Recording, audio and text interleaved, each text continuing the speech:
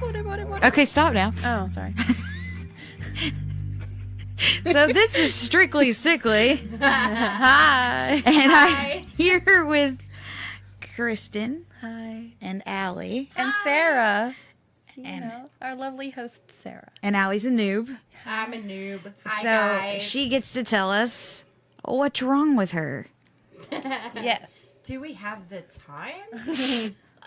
So hi, I'm Allie. I have endometriosis and polycystic ovarian syndrome and fibromyalgia,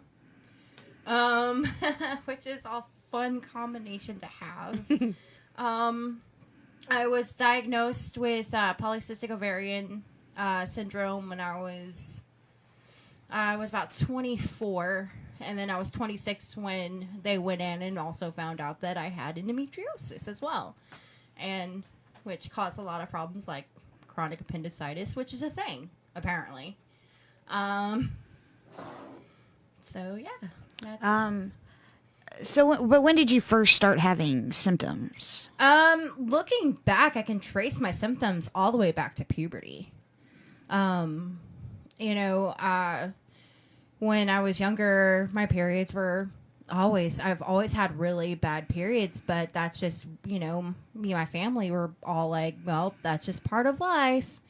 Deal with it. Yeah, deal with it, and, my family was just like, well, we all have bad periods. That's just our thing. And then, going back, it's like, no, we're just all screwed up. Yeah. Yeah. It's not supposed to. I would be laid back. I would miss school because of it. I would be in bed for days because of it. It got worse as I got older. When I was in college, I remember being in bed for days because I couldn't get up without just gooshing everywhere. And I was nauseous. Yeah. Ew. And I was nauseous, and I had migraines real bad because of it. And I would go through like a box and a half of tampons in a single, I would go through about a box and a half of tampons within a single period. And not just like the 18 packs, like the 36 packs. Yeah, packs. the big bulky packs. And I only used the Super Plus. Mm-hmm. And yeah, it was just finally, like as I got older, I was just like, this just isn't normal. Like this shouldn't happen. That happens a lot with And families. a lot of though. that, yeah. And a lot of it was, Sarah, because she would push me and push me and push me until finally, I ended up going to the doctor and they diagnosed me with PCOS. Well, because I remember you were listing off your symptoms, and I think the first thing you had that I had too was the gallbladder. Yeah. And I kept saying, it's your gallbladder, but they kept sending you home. Like, they did me 6 years of yeah, that bullshit. it was like 6. Hey, Mina. And yeah, I remember you going through all that because I had just gotten, it was right before I got mine out that we started hanging, because Caitlin was a baby. And you just had all these same symptoms. And I kept finding girls that I was friends with that had these symptoms, these painful periods, the sudden sharp stabby, I just got knifed feeling that knocks you down. That's a cyst popping. I didn't know that. If I would sneeze wrong or if I turned around the wrong way, I would be on the ground crying. Yeah. Because it's like, I don't think that's supposed to happen. Well, I was in that little bathroom with you at our first apartment, and I reached for something, and I just, and you were like, are you okay? Yeah.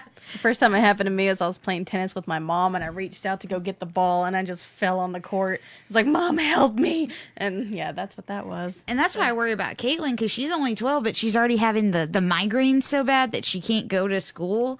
And people get on me about it, but I'm not going to force her to go to school when she's like that. Like, there's no... It's torture. Mm-hmm. It is. And, it's just... Not to mention... People don't realize how much blood you're losing. And normally you're supposed to lose very little. Yeah, you're not supposed to go through as many tampons With the torrential and pads. flood. Yeah. If I didn't change like every couple of hours, it would look like somebody shot me in my crotch. Yeah. I thought all people just had to wear 2 pads at all times. Yeah, See, I thought this that was, too. This was my process. And my mom told me that was normal too because she has the same fucking yeah. problem, Exactly. so- And yeah, so a lot of my family was like, oh, that's normal. And then later on in life, I go back to my mom, like, that's not normal. Yeah. All of this stuff was not normal. Well, I remember my mom didn't think she had any of that stuff till she was in the hospital and one of her ovaries exploded because the endometriosis had walled off her ovary so that when a cyst popped, the whole thing went. Ugh. Lovely. Yeah. So those are things that can happen. Yeah. We all have any endometriosis, actually, Mina. Oh yeah. We all have endometriosis and PCOS. That's why. That's actually why I mentioned that you should Come join us. watch this podcast. And actually, I'd like you to be on it at some point because you've had some interesting medical stuff go on. And, Yeah. Yeah. That's what a lot of our issues are the female bits, but then we've all got our other stuff too. And you didn't actually mention most of the ones, some of the ones you have, because you have like intestinal problems and stuff too. That counts. Yeah. And I think some of it is like, I don't have like crazy intestinal problems. I don't know what constitutes as crazy intestinal problems, but I think a lot of mine were attributed to the endometriosis went undiagnosed for so long. Well, and I think what you have too is when they went in and to take mine out, the thing was the endo had wrapped around my intestines so much that it was constricting them so that when I ate, I would throw everything up. And that went on for 2 years. And that's why when you list symptoms like the ones you're having, I'm like, oh, that shit's wrapped around your intestines. Do something. Yeah, and that's what that's what happened in my appendix. It wasn't, like mine too. That's because after I had my, after I was diagnosed with PCOS, I started, they put me on birth control, they put me on metformin, it seemed to help for a while, and then they finally took my gallbladder, and that felt great, and then I would still have these, like, sharp pains, and I would still be so sick, and then one month, it was, like, August 2014, I started bleeding, and then I just didn't stop, and then it was September, and I still didn't stop. And then it was October, and I still hadn't stopped, and they're finally like, okay, we're going to have to go in. And they did, and, as soon as I woke up, it's just like, I have, like, image of Dr. Abacare standing over my head, just be, like, shaking his head at me, like, chronic appendicitis. Yeah, which is funny because I've never heard of that before, and I worked in a hospital forever. You got it, and then, like, 2 years later, I went in, and I had a chronic appendicitis. Yeah, and he's like, oh, yeah, also, we found that you had a pretty severe case of endometriosis. Like, he showed me a picture of what a normal uterus looked like, and then he showed me a picture of what mine looked like, and it was just all, like, red. Mm-hmm. And Mina, actually, hers attacked her colon. Ooh. Yeah. Which just sounds like a nightmare. Yeah. Yeah, that, and, so, yeah, now, whenever he started finally putting me on, like, the right kind of birth control, I guess you could say, because it's all kind of, up to your body. Yeah, up to your body kind of thing. It kind of helped. And then I ended up losing my insurance from a job that I was working, and I couldn't afford to get my birth control anymore, so I just kind of did without, which is a no-no. And it kind of ran, the endometriosis came back and kind of ran wild, because there was no hormones to check it. So I guess if that's the right way to put it.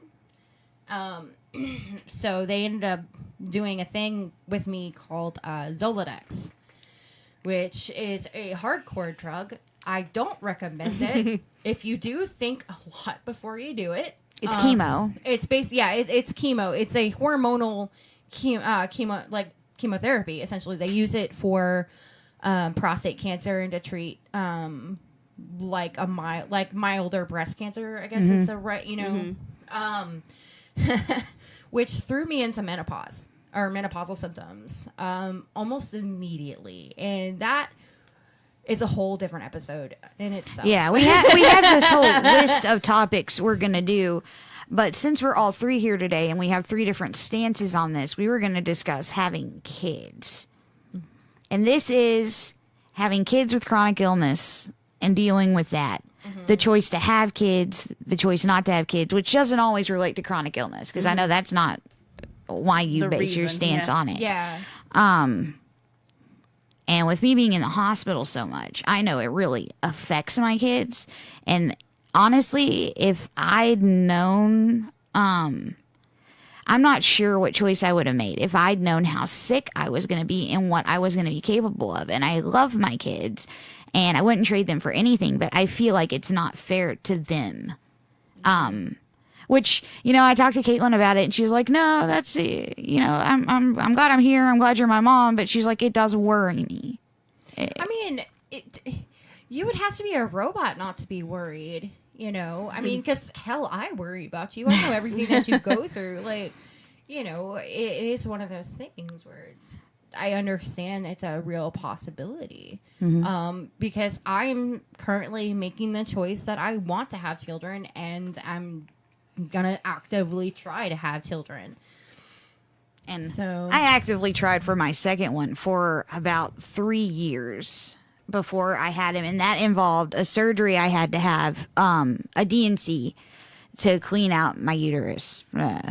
And I had one of those. and then I went on birth control for 6 months, and then I missed a pill. 4 months into this 6 months run of birth control I was supposed to have, and I got pregnant. Yeah. I mean, according to Dr. Abacare, after the Zoladex and after being put back on birth control Sean. and everything. Hey, Sean! After all of that, supposedly all I have to do is think dirty thoughts and I could get pregnant after, I stopped taking the birth control. Supposedly. It's all a gamble. Yeah. I mean, it is. My body doesn't like to cooperate with shit. So... Who knows? Who knows? I mean, but I would like to have children. I would like to spawn. And so a lot of people would ask why you would choose to do that knowing you're chronically ill. And I'm not trying to be the butt about it. Where I stand on this. Yeah. But I mean, people on Facebook have harshed on me for choosing to have kids knowing that I can't consistently work. That something has happened that's knocked me out of every job I've tried to get. That I can't afford these kids. Yeah, and that is a huge worry for me, and I really don't know if I have a straight answer. Other than the kind of selfish thing. I want to have a baby. And honestly, when I was younger, I didn't. And then I started hanging around with your little brats, and I fell in love with, the idea of having one. Well, Amina asked, does chronic illness affect your relationships? And we're actually going to do a whole episode on that where we bring in our significant others and we ask them about this because I know Steven has opinions on this, and I'm sure Zach and Aaron. Yeah, Aaron. Her husband's Aaron. She's dating Zach, and I'm with Steven. Brittany says hi. Hi, Brittany. But more importantly, people ask me less about my chronic illness than they do, well, you're not married. Yeah. You're not married. Why are you going to try to have kids? You should get married first. I'm like, I mean, I already know I'm with the person I want to be with. Yeah. And if I'm going to have children with anyone, it's going to be him mostly. I mean, I know he'll be a great father, and I know I will at least do the best of my ability to be a great mom. The only thing that saved me is I was engaged before I got pregnant.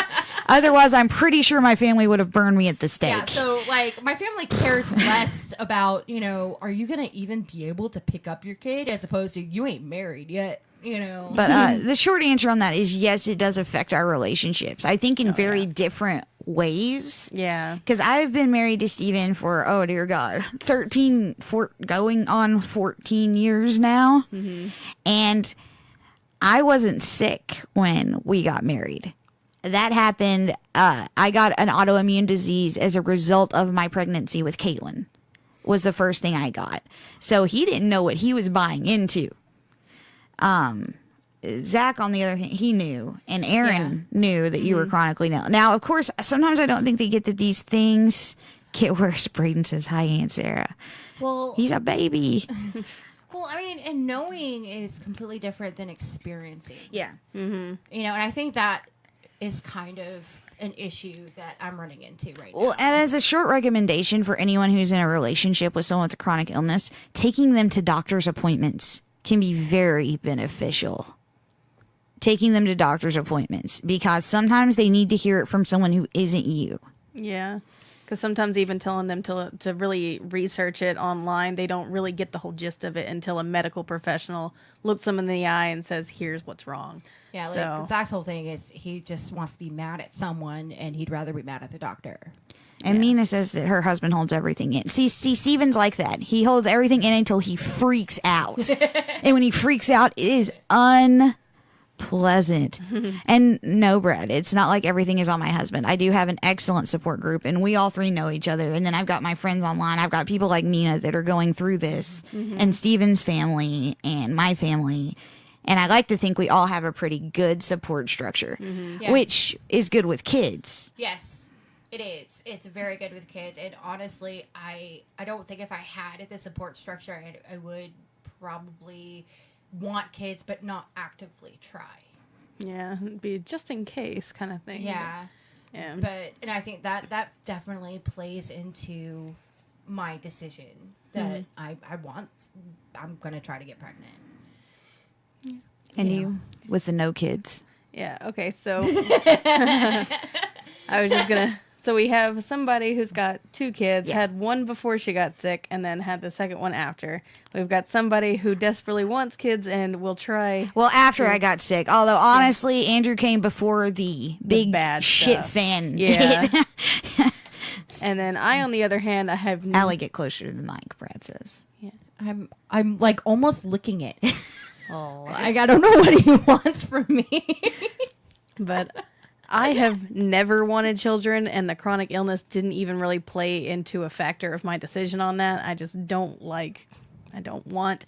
But actually, my problems kind of makes it easier for me to hold true to that because I have so many problems with that it's a near impossibility. So that actually makes it easier on me. But if I were to accidentally somehow 1 in a million get pregnant, I wouldn't. Give it to me. Yeah, I'd give it to you. I'll take your 'cause baby. I don't want it. I don't want to have to deal with it. I'm too tired as it is to deal with my 2 cats. I'm too tired raising my adult husband. And I'm just I warned you. You were I'm just- warned. I've already got so much that I have to do, and I don't have the energy or the patience or anything for kids. So that's my stance on it. And And you're even- good with my kids, but then Yeah. you can send them away when they're being jerks. Whoa. Yeah, I can spend like 10 minutes with your kids and be perfectly fine, and then I'm like, I'm going home, bye, and then that's fine. But Yeah. And I mean, honestly, it's everyone's right to decide whether or not they want to have children. try saying that to every woman. Oh, Lord, everybody, even though I have 2 kids, people are like, when are you having another one? Yeah. Like, you kind of lack the equipment. Well, yeah. And one of them was a family member that I hadn't talked to in years, and he's an old dude. So I was like, I don't know how to say this to you, but I'm fixed. Yeah. That's not happening. I've had You've been so many spayed. sister-in-laws, mom-in-laws, anything like that. They're like, when are you guys going to have kids? And Aaron's now gotten to the fact that he kind of misconstrues the truth a little bit. He's like, oh, she's very sensitive about that. She can't get pregnant, and that really hurts her feelings. Gets him to shut Yeah, up. and they feel really bad, and they never ask me again. Yeah. So that's really the only way to deal with that. Just, oh, she's really sensitive about It took Shut up, me. It Brad. took me a long time to talk to my family. Like, hey, this might not happen. Could you please stop asking? Trying to Now they force it. still do, but now they're like, well, please get married first. And I'm like, I only have so long. I really That biological clock is tick, tick, Baby ticking. making know. factory. Well, because I mean, I don't know if the endometriosis is gonna I don't know how long I have Yeah. after the Zoladex treatments and everything. So Well, Amina is trying to have her first kid right now, so they're not showing up. So they're working on it too. So hey, you got a buddy. Good luck. Oh, and she's talking about how her spouse, he doesn't understand anxiety attacks. Oh, oh yeah, those are And we're gonna do a show on that too because Brad and and Aaron, Aaron and both, me, yeah, and we all have- I have mental health issues. Mine are mostly from being sick. yeah. But we know a lot of people that have serious anxiety problems, and man, people don't grasp that. Yeah. It's hard. I mean, it's hard to understand. Like, I will be the first to admit I don't understand. Yeah. You It's kind know. of like the chronic pain, just in general. People think they get it. They're like, yeah, I've had headaches before or something. When you're talking about having chronic migraines, they're like, I've had a headache. And it's just not the same. Well, and the question I get most is, well, when are you going to get better? I'm not. I'm just not going to. And it hurts my feelings in a lot of ways because I want to. Yeah, they're making it seem like you're not trying. Or my Mimi, and dear God, I love her, and she calls while I'm in the hospital. Well, doesn't it upset you that this is happening again? And you're not getting better, and we thought you were getting better, and now you're sick again. And I'm in tears. I'm like, yeah, it upsets me. Yeah. I want to kill myself now. And I know she's trying to be nice. And it took so long for her to understand. It's like now she understands it too well. Mm-hmm. And now I just feel bad because I don't want to be like, no, you know what? I'm on palliative care. I'm a walking time bomb. I'm going to be dead in like 7 years. But I can't say that to her because then she's going to cry at me. Yeah. And I can't take it. Catherine says, I think the scariest part about having kids when chronically ill is that you'll pass it down to them. Everyone who thinks they're crazy worries about passing genetics down. Yeah. Oh, no, absolutely. I mean, that's just something Zach and I have talked about. More than anything, he just doesn't want to have a daughter. Yeah. But I do. Yeah. I want to have a little girl, but... likelihood is that she's gonna have the same female problems. Oh no, as you. absolutely. Yeah. Because it's just, I mean, absolutely. The only thing I can do is try to do what my family didn't do and educate her, and hopefully get some early intervention. Yeah. Well, like what I'm doing with Caitlin. So getting her on birth control is a really big focus because if she does have endometriosis, if she gets on it now and we find something, because I know you've never found a birth control that worked for you, but if we can find something that works for her, it can stop the progress of the endometriosis. Which is super important to me because no one in my family told me about this stuff. So I sat her down because she throws a fit anytime anything hurts. And I said, I need to know seriously, what is your pain level on a 1 to 10? 10 being the worst pain, 1 being nothing. She said, it's a 4 or 5. I was like, okay, when it gets to a 7, you need to let me know. I have to know when you're being serious. And she also has some mental health issues.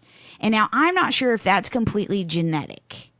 It could be. I don't know. But so do you worry you have ADHD, so are you worried you're going to have a kid with ADHD? Because you've seen my struggles with Caitlin, and she's grown up really well. Yeah, I absolutely do. Like, I'm not worried about my kid.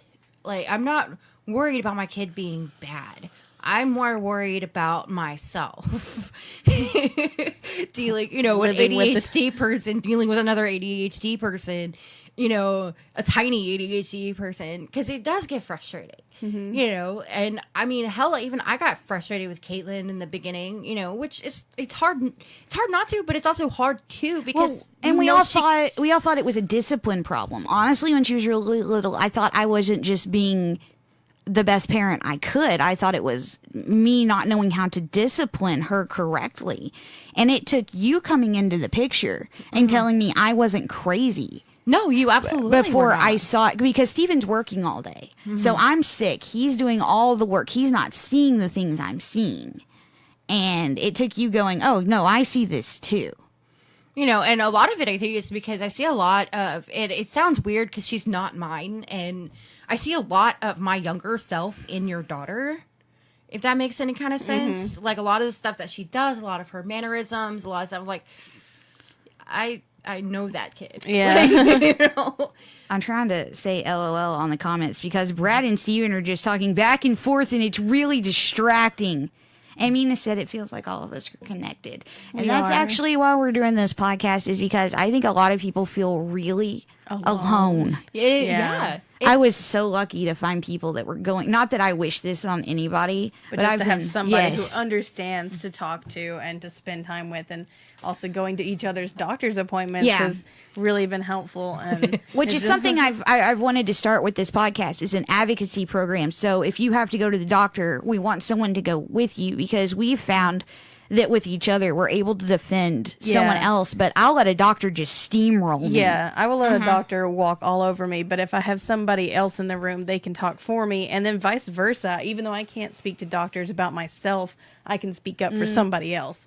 So I guess I don't know if that's a common thing. I think it is. And we all tend to downplay what's own going stuff. on with us. And I think a lot of that goes to like our upbringing. Like it's not so it can't be that bad, or you know, being Someone told, else has it worse. yeah, like you know, 'cause- You're exaggerating. You don't feel that yeah, bad. or being told, well, that's just how periods are, Yeah. or that's just how that goes, Or because I've been to the hospital a billion times, they send me home with crazy stuff. That's why my arm got so infected this round, is because they're just unwilling to hear me because I'm in there all the time, which really isn't my fault. Yeah. But if Yeah. you have somebody else as an advocate that can say, hey, listen, this is actually happening. Here's how bad it is. We need you to listen.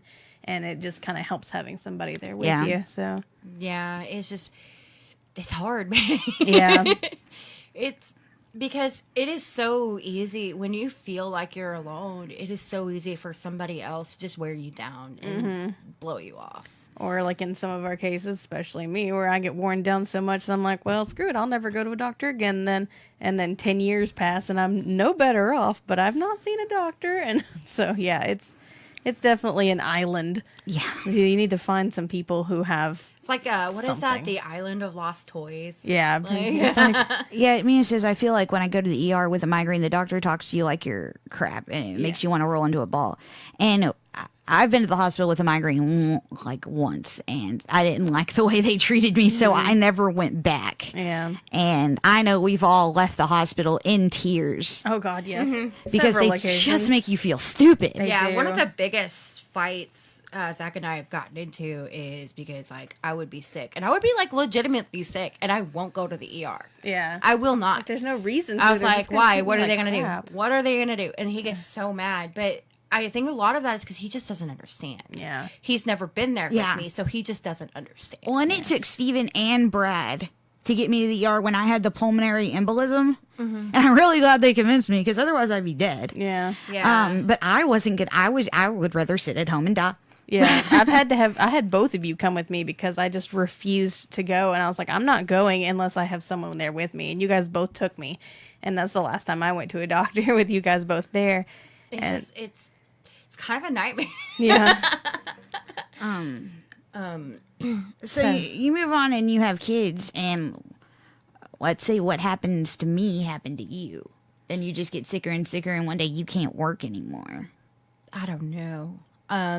Honestly, if we're gonna be, I mean, yeah, if we're gonna be honest, I really have been pushing that thought out of my brain. I haven't really wanted to think about it because, I mean, I know I need to prepare myself because it is a possibility, but I try not to because I don't want to. I don't want to. And I'd still want my kids, even. Yeah, and I don't want that to affect, everything. But I mean, yeah, it is a possibility, and it's terrifying because like that's part of the reason why like I do everything I do to try to kind of keep weight off. It's why I I completely changed my diet. I stopped eating meat and dairy and everything like that. And I mean, I still kind of eat junky, but. It's why I changed everything because I want to be able to run around with my kids, but I also haven't prepared myself for The just in case. The just in case, which is what if I just can't? Yeah. And I try not to because it makes me upset. Well, and a lot of that I know with me is where Steven and his family and y'all come in. Yeah. And I know I'll have that. And I know, like, because Zach's mom is incredible. Zach's dad is incredible. I know they would be wonderful grandparents. Zach, I know, would be a good father. I know he'll do what needs to get done. I know he'll, do his best to take care of me and the kids. Or kid, whatever. Well, and when Caitlin was little, Steven's brothers Yeah. threw in a lot.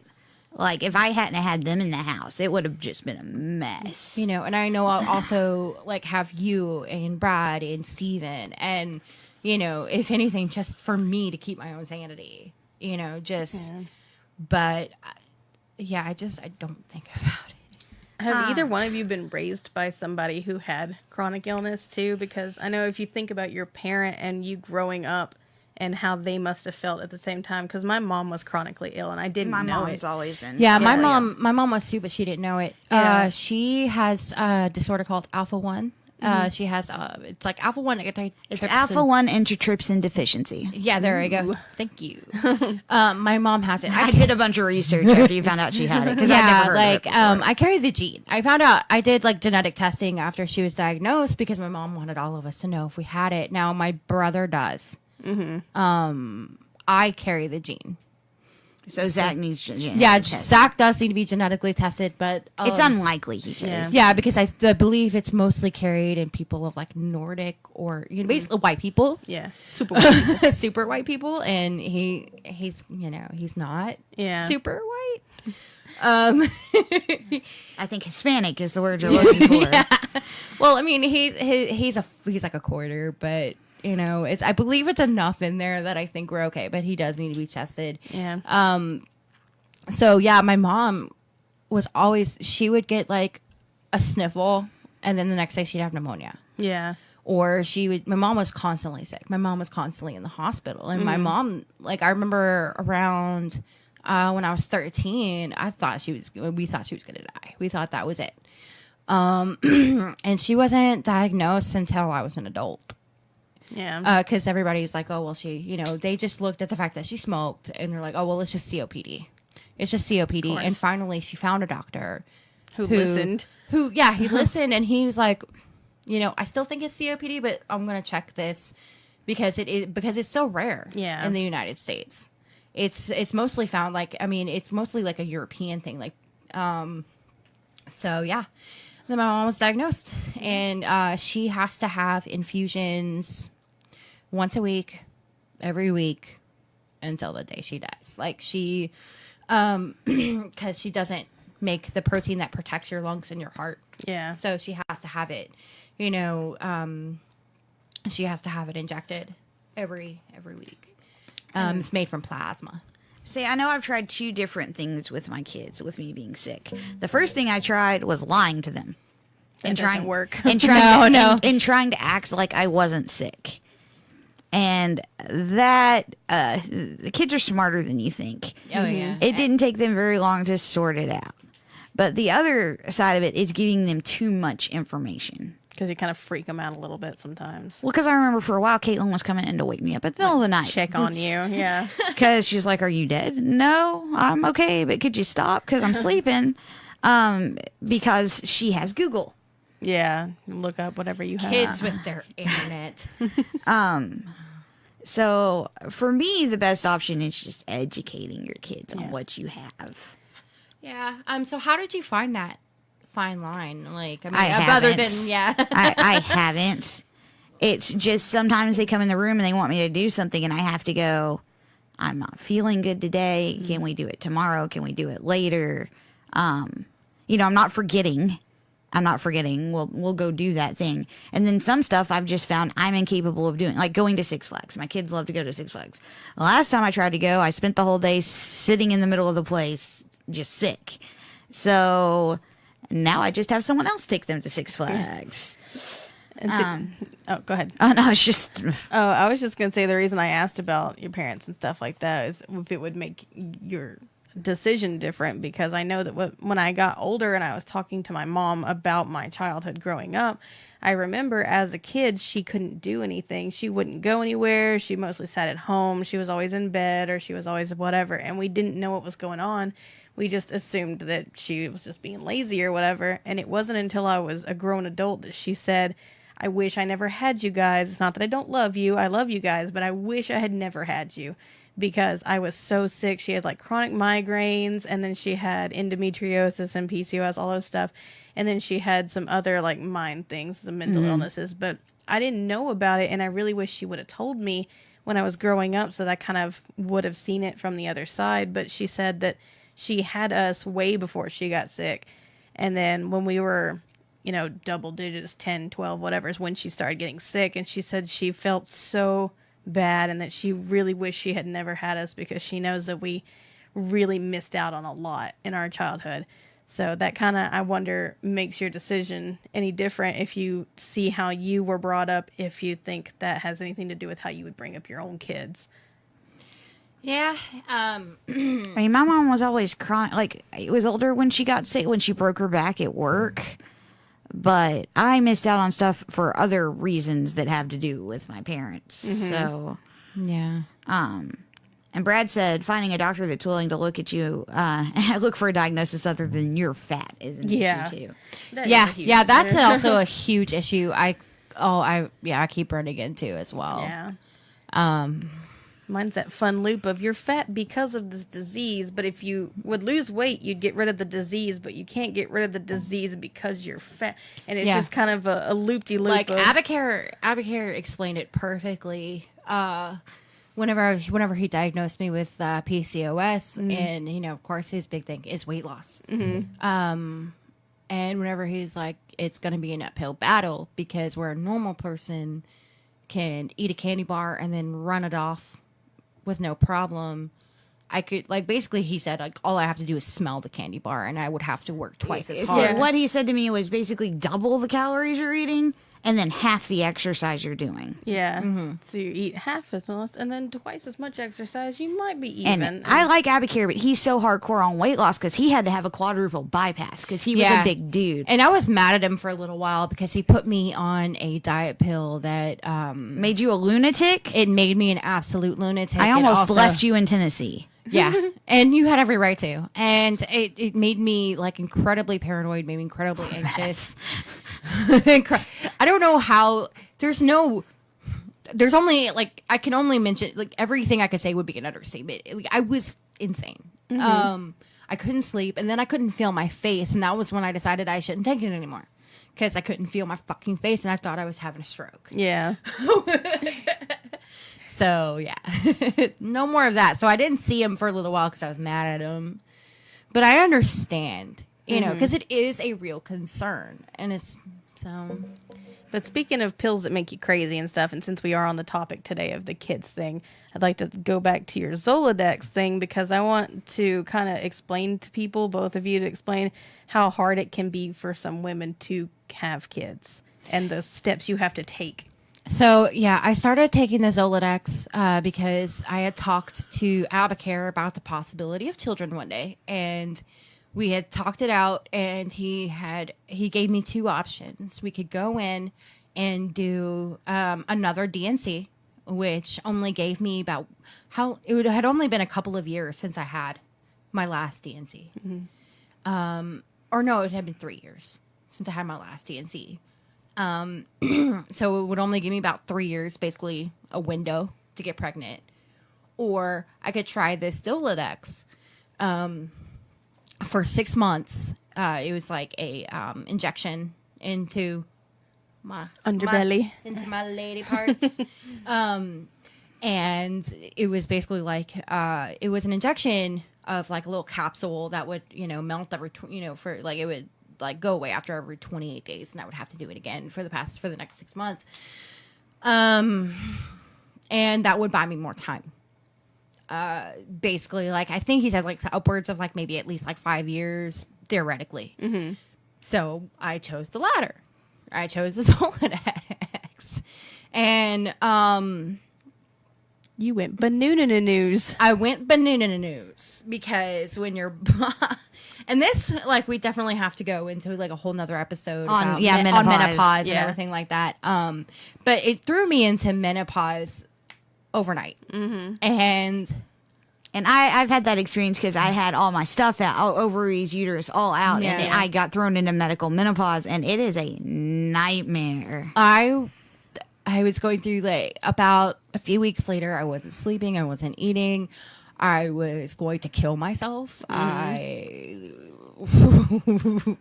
was a nightmare. I'll go into details on the other episode, but I Yeah. was a nightmare. I was having hot flashes, all the normal menopausal symptoms, Yeah. hot flashes just constantly. And at least, I want to say at least it was the dead of winter, but that doesn't fucking It doesn't help. It doesn't fucking help. Yeah. It was just, that is how far I went. Yeah. And that's, That I really is- want to harp on the fact that for some women it's just not easy, and there's so many hoops that you guys have to hop through. Because see, Yeah. the first time I wasn't sick, so I got pregnant. Whoops. No oopsie doopsies. The second time, I really thought it wasn't going to happen because we had tried for 2 years and I'd already had the DNC. I'd already been on the birth control and I was really distressed because my brother is older enough than me that I was kind of raised as an only child and I didn't want to have an only kid because I didn't like it. So I wanted to have my 2 kids close together. And that obviously wasn't in the works for me.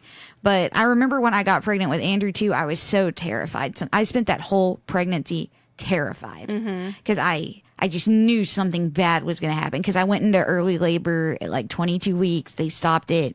I went into labor again at 35 weeks and had him. And I was so terrified that whole time.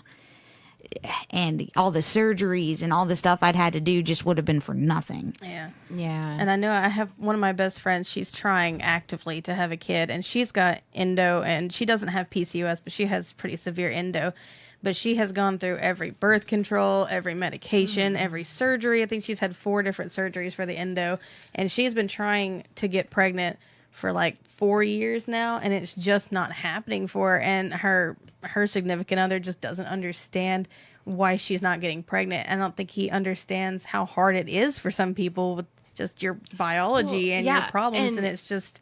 You even got to think about the astronomical odds of getting pregnant when you're normal. Yeah, in the first place, it's... I mean, you're talking about billions of sperm being thrown at a tiny little egg, and only one of them makes it through. Yeah. There's so sometimes. many obstacles, and that is on a And normal one person. in like 1 in 4. 1 in 4 pregnancies is terminated. Yeah. You have a it's- miscarriage. Generally, it's before you even know you're pregnant. Yeah, You just think it's a period. Women have but- miscarriages all the time, and we don't even know it. Yeah. So- I mean, and that's just a normal person. So you add in the extra obstacles of ovarian cysts, hormone problems, Endometriosis. yeah, endometrial tissue running wild Yeah. all up in there. Like, you imagine know? how tiny those chances are now. And for women who desperately want to have a kid, just imagine trying so hard and it just not happening. And then we have cases like my friend Molly, our friend Molly, who was told she could not get pregnant. when she was 36. And then when she was 36, she got pregnant. Yeah, baby. Because I don't want people to lose hope because even a normal person, it can take 2 years of trying before you get pregnant. So if someone really wants to get pregnant, it just don't give up. Yeah. You're going to have to jump through a lot of hoops and different medications, probably some surgical procedures. But And if you really want one, you know. Yeah, I think I think I'm probably going to do the surgery route next time because Zoladex was. I mean, I would know what I'm going through at least that because I had prepared myself so much for the physical symptoms, I was not ready for the mental symptoms. I don't think you would be again anyway, though, because you said that sometimes you would see yourself and know what you were saying was crazy, but you couldn't stop I it. couldn't. I had absolutely. That's a menopause symptom I had too, where I'm in my head going, "Stop doing that! Stop doing that! Yeah. Stop doing that!" And I'm just still going Meanwhile, I'm about. like crying and throwing things. Yeah. In. Like so I I'm think just even like- if you did it again, you'd see it still, and you still wouldn't like be I able- mean, I would go on these rants where like I would be yelling at Zach very loudly, and I was just like, "I'm sorry, I just can't stop," and then I would just keep yelling. Like I was like, I want to stop, I can't stop, and I would just be like, and then I would just start hyperventilating because I couldn't. I was stuck in this loop, and I Yeah. couldn't stop it. But I decided that if the Zoladex, I'm just gonna do surgery route again. in vitro fertilization. Maybe I don't know. That's expensive.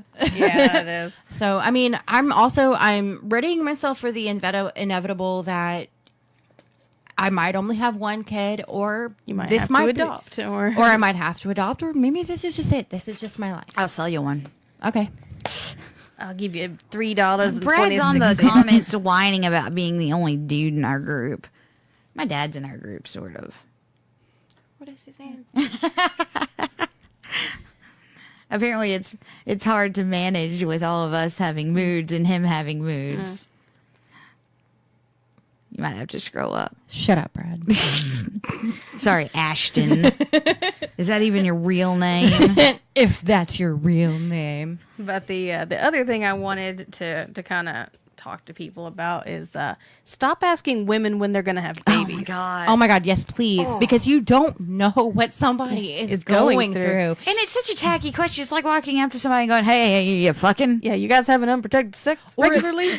Or like it was in the middle of my Zoladex, and it was like at the height of the Zoladex craze when someone asked me if we were going to have babies, and I was about to lose my shit because I was like, what do you think I'm fucking doing? Yeah. You know? Yeah. Stop asking people when they're going to have babies. If they don't have babies, stop saying, "Oh, you need to have a few." Yeah. Just knock it You'll off. change your mind one day. Or Oh God.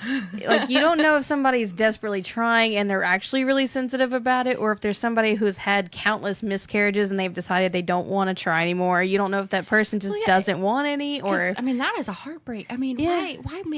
why do that to somebody who has like had the heartbreak over and Yeah. over and over again? because if you knew what a woman was going through, if you knew that girl had gone through 7 miscarriages after trying so many times, would you still walk up to her and say, "Hey, when you having kids?" Because I don't think you would.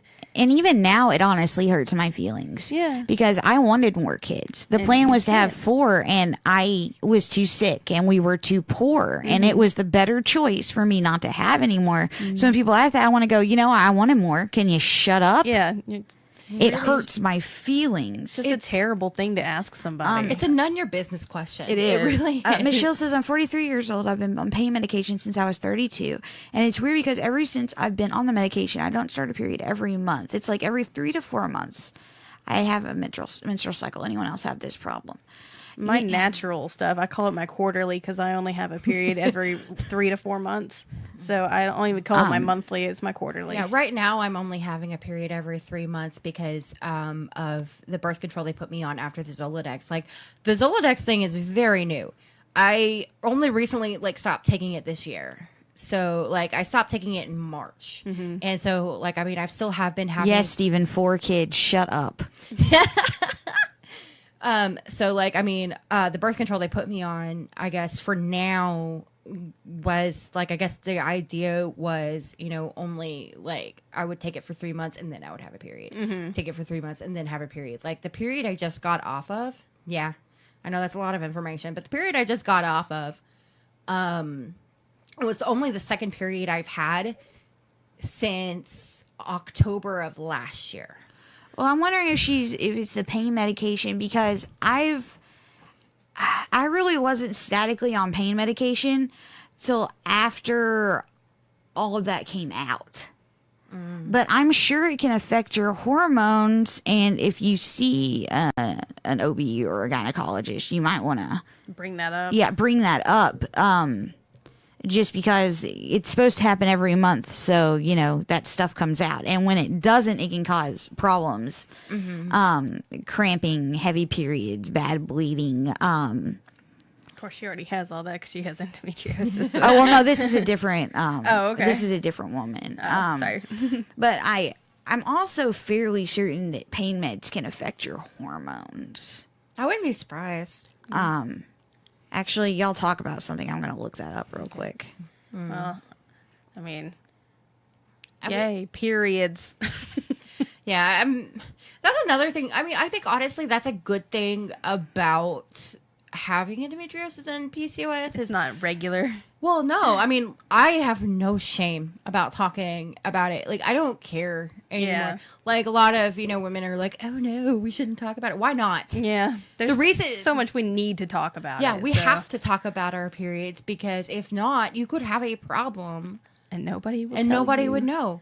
I have one friend who, she has a couple of kids, and then, she was telling me that, she was having a lot of problems, and I'm pretty open about my endo and PCOS on Facebook. Yeah. I'm pretty open about it because I was thinking, if I can be open about it, maybe other people can be open about it. Maybe Yeah. they can get the help that they need. Yeah, because if they see what you have said and go, wait a minute, I have that too, then Yeah. they can maybe get something done. Yeah, and I have one friend who came up to me. She's like, "Oh my god, I've been having problems," and she went to the doctor and she was diagnosed, and I was happy for her. I'm just like, "Yay, you have a handle on it. You know what it is now. You're not crazy. You're validated." Yeah. And she's going through the same thing I'm going through and trying to Get that baby factory get that going. baby factory going.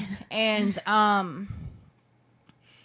then I have another friend who contacted me. She was having a lot of the same issues, and she's like, thank you so much for talking about it, because now I feel like I can talk about it. And she Yeah. went to the doctor, and she found out she didn't find out that she had endometriosis, but she had what are those called? Like they're not tumors. Polyps. Yeah, she had like polyps and stuff Yeah. like that growing and everything like that. And so yeah, and she was like, "Thank you so much for being open about it." I'm like, "Be open about it." Fibroids are another one. Yeah. Fibroids. Yeah. So it was something Sorry, like took that. me a second. It was something like that. Yeah. Okay, so opiates can influence your estrogen and testosterone production. They can also mask symptoms of endometriosis and PCOS should they crop up. Because you're already on pain meds, you're less likely to notice the abdominal pain. So those are two options for pain meds causing that. But like I said, I've not no experience with that because I started them regularly 5 years ago maybe, but that was right around the time I was already having serious issues with the endo and PCOS. Yeah, I would say so, because like Andrew was still he was still pretty young. Yeah, because I came into the group about 7 years ago. So Yeah. What's up?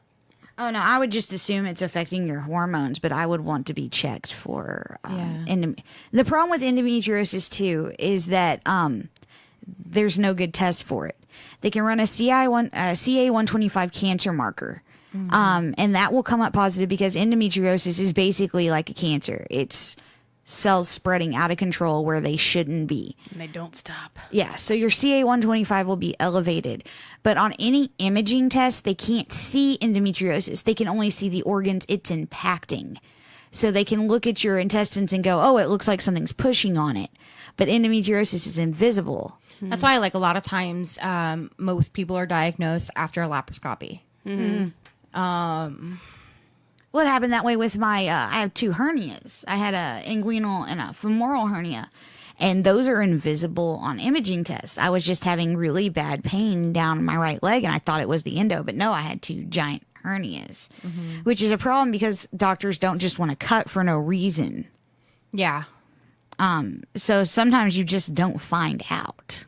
Yeah, because, I mean, I got pretty lucky. I guess I think if Dr. Abacare hadn't cut me open when he did, I think he was afraid he was going to have to do like a blood infusion or something like that, because I was just losing. So I was pale all the time. Like I was just my H&H, right? Yeah, your H&H. My H&H was falling. Like, I mean, I was very sick. Now, endometriosis is, sorry, she comments, so is endometriosis cancer. It's not technically a cancer because it doesn't kill you.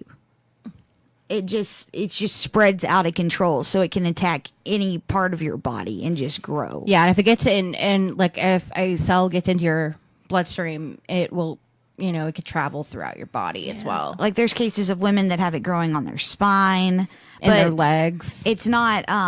It doesn't metastasize, so it doesn't kill you. Yeah, it's just a pain in the ass. But yeah, I and I'm not a doctor, but having it checked is the best option. So yeah. Good luck trying to get a doctor to check you for anything, though. Well, if she's,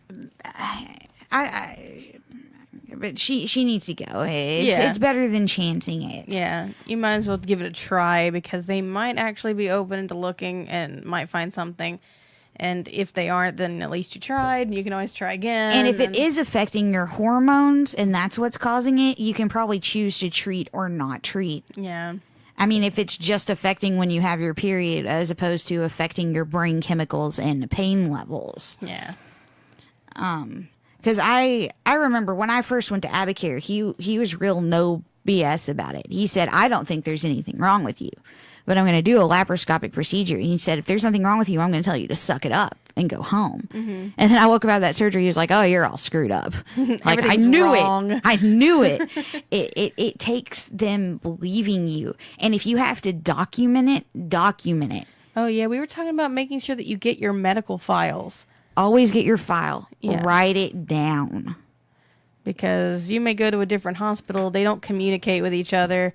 And Allie's dancing. Sorry, I just got my job back. So I'm like, I was laid off. And then I had to email my boss. Like, 'cause- Okay, so if there's any final words anyone has to say. I was going to say before that, if anyone wants any information or wants to talk to us, you can message me on the page or message me on my Facebook.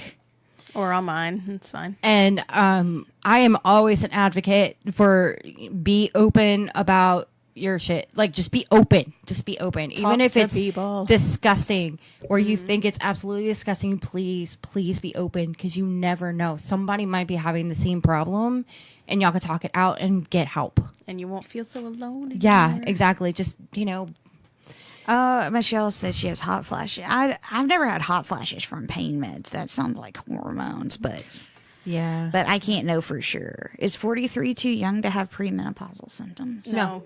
I guess at 43 you could be having premenopausal symptoms. My I don't mom know. started having menopausal Menopausal. symptoms when she was so my mom had me when she was about 40. She started having premenopausal symptoms when I guess she was a little bit older than 43, but she started having them in her late 40s. My mom Okay. was 42 when she started having menopause, so And a lot of people, I'm still in the menopause support group. yeah. And we're still working on what our next topic's going to be, so we're not totally sure when or what. Yeah. But we will. We have a list of things. We will be back if no one gets put in the hospital or gets sick. Yeah. So, But right. this topic has been children make decisions, kids and stuff. So thank you guys for joining us at Strictly Sickly. We will see you whenever next time is. all right, bye guys. Bye. Thanks for watching. Bye.